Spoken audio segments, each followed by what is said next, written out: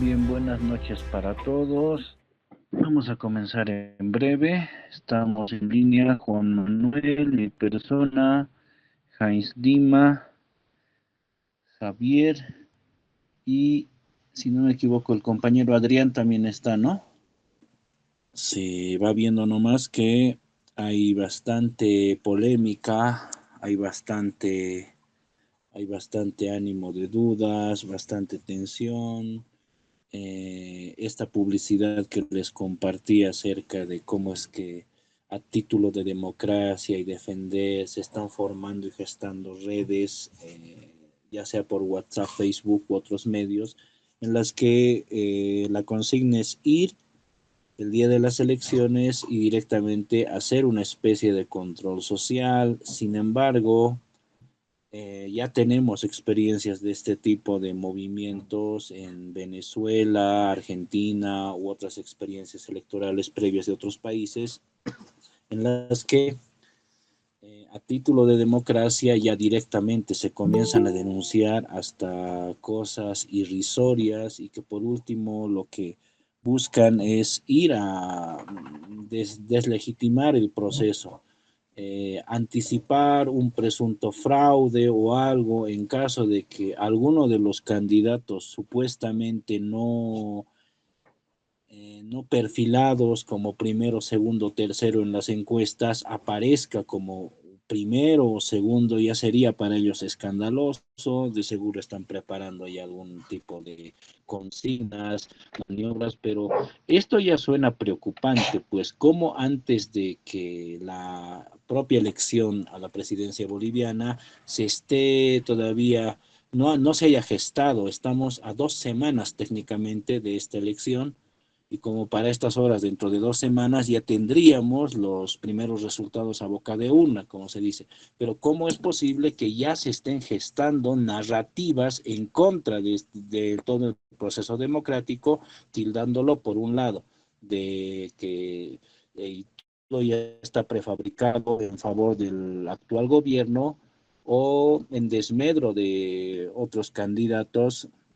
a posibilidad, todo siempre apuntando hacia que haya un fraude, incluyendo lo que es la posición de Evo Morales, que ha postulado, por último, a que vayan al voto blanco o al voto nulo.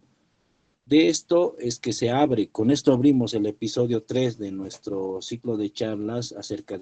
de estas posiciones electorales, que le hemos titulado Ciclo, Control y Conflicto del Despoder, en su episodio 3 con este subtítulo que viene a ser dado: el retiro de ambiciones y voto secreto versus voto muerto. El sentido de este episodio 3 vendría a estar dado por dos cosas. Primero, el retiro de ambiciones tiene que ver con estas dos posturas, ¿no? Al principio se decía que eran 10 las candidaturas habilitadas para lo que es el proceso electoral. Luego, con la suspensión de lo que fue la candidatura presidencial de Dun, quedaron 9 en carrera. De los 9, ya hace algunos días se supo que también Morena de Eva Copa igual se ha desmarcado de las elecciones y directamente quedarían entonces 8 candidatos. Sin embargo, esto no se trata de, por lo menos esta última maniobra que ha hecho la agrupación de Eva Copa, no se trata tanto de un desmarque o de un retiro solamente, como se dijo, por un supuesto caso de discriminación política, su condición de mujer, indígena y demás, sino que se ha constatado en la propia zona del Alto, de donde Eva Copa es alcaldesa, que pues no ha hecho las suficientes gestiones como para tener la repercusión que ella estimaba, y que con su agrupación electoral estaban con las expectativas de mínimamente acceder a una buena posición, sino a las primeras hacer las primeras dos fuerzas en ser elegidas en el proceso electoral. Lo que trajo pues esta si quieren desde el punto de vista de ellos, retirada estratégica para apostar hacia lo que sería el proceso electoral en 2026 de elecciones de tanto gobernadores como de alcaldías en el estado plurinacional. El problema se da porque en últimas no acabó de cuajar ese proyecto. Nació demasiado tarde y se retiró también demasiado temprano, pero ya analizábamos que es parte de estas ambiciones, de este espíritu carroñero dentro de la política boliviana, que va más por solamente negociar cuotas de poder y volver a la vieja política de antes, en las que todo era sujeto de negociaciones, cuánto tienes, cuánto doy, y según esas motivaciones podía apoyar a cierto sector o a cierto presidenciable que en algún momento podría perfilarse. La segunda parte, el voto secreto versus el voto muerto, nos lleva al siguiente contexto. Se sabe que durante los últimos, deben ser ya 3 encuestas que se ha hecho a nivel Bolivia, muy cuestionables, desde luego, pero hay un sector bastante amplio que podríamos calcularlo entre el 15 o incluso 20%, pues algunos observan que ni siquiera se están tomando dentro de estas encuestas lo que son sectores, sobre todo del área rural, alejada de la periferia. Entonces, estos sectores mantienen, incluso si se les fueran a preguntar a sus propias comunidades, ellos serían reticentes a decir vamos a votar por tal o cual candidato. Tanto, mantienen esta estrategia del voto secreto que en la mayoría de las ocasiones siempre se ha decantado hacia lo que es el sector oficialista, por no decir el actual MAS y PCP. Sin embargo, en la coyuntura actual, en el que se ve aún más dividido en mínimamente 3 instancias, que serían la que está adoptando del Castillo con la propia sigla, Evo Morales, que está, digamos, fuera del proceso, pero pesa como todavía voz influyente, y una tercera que sería la de Andrónico, que se ha desligado también de este movimiento y sin embargo estaba anteriormente como presidente del Senado. Aún funge con esa, pero ya no está dentro de lo que es la trama del movimiento al socialismo por parte de Lucho Arce. Desde esta vista, entonces, este voto secreto incluso se estaría dividiendo entre estas 3 facciones, y lo estratégico que se da, ¿no? Cuando Evo Morales afirma y ya estaría postulando apoyar hacia lo que es una especie de voto nulo o voto blanco, que en últimas no apoya a ninguno de los candidatos, de los 8 candidatos todavía empuja. Sin embargo, el problema se da cuando, al apoyar o al tratar de hacer esta, vamos a decir, estrategia del voto muerto, estos votos, como todos ya lo podemos constatar, se desmarcan y van en favor de la primera y la segunda fuerza. De ahí la teoría de muchos que dicen que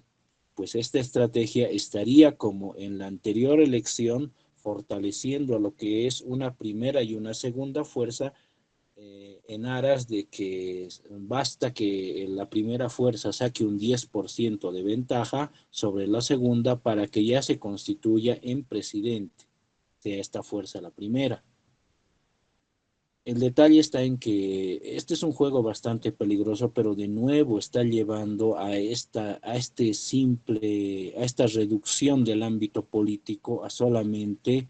un simple cálculo de intereses, un simple cálculo en el que se trata de ganar por ganar, tanto aquella ala que se ha llamado izquierdista y el ala también derechista. Muchas veces ya cuestionamos este tipo de nomenclatura para lo que es el orbe actual, pero sin embargo ellos se siguen autoidentificando así. Desde esta vista, entonces, estaríamos notando que ninguna de estas 2 posiciones pues trata de apelar a algo que no sea solamente la vieja política. Atrás quedaron los días de los discursos en los que el sentido de lo plurinacional, mucho más que decir todavía del suma camaña, el vivir bien, el proceso plurinacional y demás elementos que en algún momento fueron puntales, fueron banderas, fueron vanguardia de lo que fue del proceso boliviano, y sin embargo, hoy por hoy se da a entender que pues nada de esto está dentro de los actuales candidatos, nada de ello se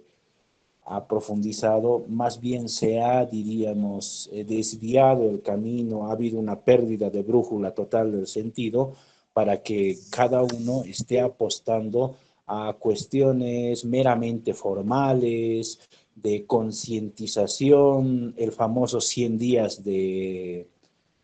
Doria Medina, el famoso Ser Libre de Tuto Quiroga, etcétera. Varias entonces aristas que se van presentando y que en últimas pues darían una lectura de un país que se ha quedado en los tiempos, por lo menos desde la vista de lo que es la derecha, en los tiempos neoliberales. Tratarían de volver a eso con el factor litio, desde luego. Pero más allá de eso, no hay propuestas de país o proyectos de país que puedan, diríamos, jalar ancho, apostar a un tiempo y para colmo no hay esta sensación de la conexión con lo que es la realidad geopolítica mundial, en el que las dos tendencias en disputa, el unipolarismo de Estados Unidos versus el multipolarismo de China, Rusia y demás, nada de esto se ha escuchado en las agendas de los electorales y los presidenciales actuales. Se entiende entonces que el panorama está bastante crítico. Podríamos decir que el mismo proceso electoral sufre, se aqueja de esta crisis, podríamos incluso mencionarla, una crisis de corte existencial, pues solamente se relatan sobre las apariencias y demás, este tipo de menciones como tal. Bueno, dejaría hasta aquí este primer pantallazo de todo lo que ha sido la actualidad electoral de 10 candidatos. Bueno, por lo menos no hemos llegado, ¿no?, al drama que tuvo en el momento Perú, cuando tuvieron 25 en carrera y pues sirvas el carnaval electoral que se dio y cómo es que ahora la realidad junto con Dina Boluarte es la realidad del Perú, supuestamente democrática, pero bastante atomizada. No se ha llegado a eso acá en la realidad boliviana, pero todavía hay pues motivos para pensar que no hay, no, nadie da pie con bola, nadie está con esa pujanza que en anteriores gestiones se podría indicar. Dejaría aquí de cerrado esta primera sesión y cedería el micrófono a alguno de los compañeros que también quisiera dar algunas de sus apreciaciones. Si ha tenido alguna experiencia personal o algo, adelante, puede levantar la mano. Sí, adelante, José.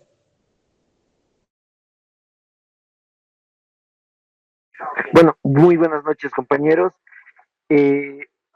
Me ha parecido interesante el inicial que manejaba sobre el tema de las encuestas, donde recordemos que en la anterior elección también las encuestadoras hacían lo mismo que está pasando en este momento, donde al candidato que era Luis Arce contra Carlos Mesa, en varias de las encuestas se mostraba que había la máxima diferencia que hubo era de 10 puntos, creo que era en la última, pero era de 30 y, creo que era 35 y 25. Con eso, según la Constitución, tendrían que ir a una segunda vuelta. Y se manejaba de la misma forma que estas encuestas, ese voto muerto, el voto oculto, el no sabe, no responde, que al final se han transformado a favor de los dos primeros